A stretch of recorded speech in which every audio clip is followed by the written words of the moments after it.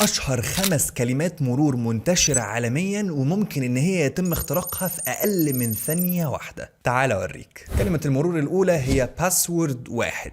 يا سلام على الإبداع. 2 من رقم 1 لرقم 6، أي حاجة فيها تسلسل اعرف إن هي تتقفش. 3 هتلاقي في كده كام زرار مكتوبين على بعض في الكيبورد اللي هو الكويرتي، لو مكتوبين ورا بعض برضه هيتقفشوا. والإبداع بقى لما يقوم قايل لك إيه كويرتي 1 2 3.